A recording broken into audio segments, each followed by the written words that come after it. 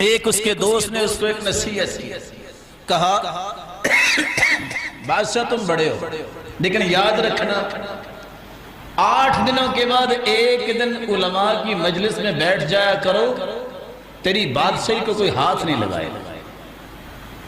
اس کی خیر بات سمجھ میں آئی کہ بات تو بڑی سنی، وہ وقت اور تھا، بادشاہ وقت نکلا۔ اپنی اس بات کو پورا کرنے کے لیے دور سے ایک نیک آدمی نے دیکھا کہ بادشاہ میری کٹیا کی طرف آ رہا ہے۔ اس وقت لائٹ تو ہوتی نہیں تھی، چراغ یہ ہوتے تھے، اس نے وہ بھی گل کر دیا۔ کیوں گل کر دیا؟ نہ بادشاہ سے ملوں گا نہ فتنے میں پڑوں گا۔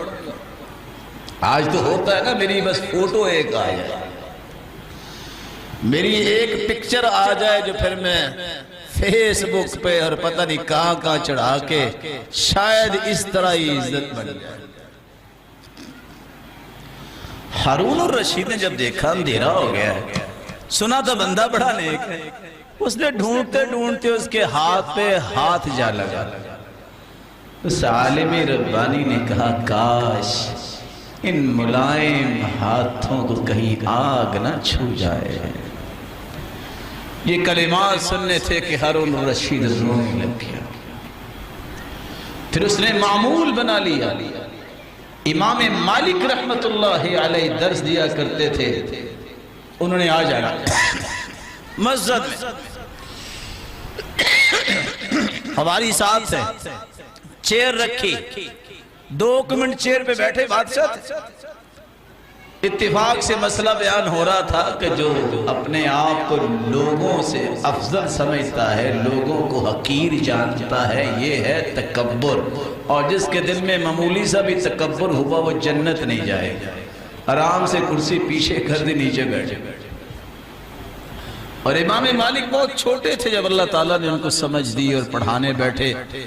اتفاق سے پڑھا رہے تھے، ایک دن تو 2 چڑیا جھگڑتی آ کے ان کے پاس گری۔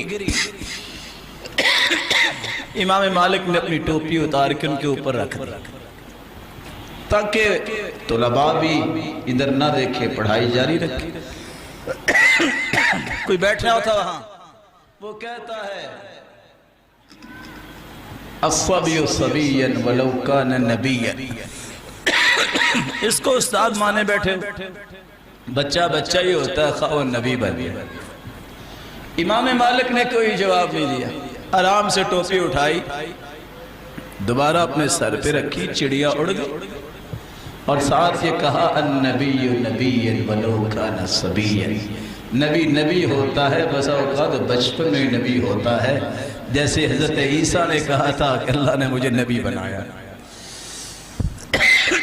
پھر یہ ہارون الرشید کہا کرتے تھے جب تک میں رات کو اللہ کے سامنے کھڑا ہو کے رکھتے نہیں پڑھتا مجھے نیند نہیں آتی۔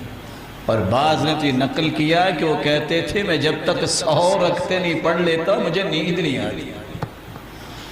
اس لیے استقامت کا سب سے پیارا راستہ یہ ہے نیک لوگوں کی مجلس اور قرآن مجید کا ترجمہ، اس سے پہلے جس کو یہ 2 چیزیں نصیب ہو جائیں کبھی سیدھی راہ سے بھٹکتا نہیں۔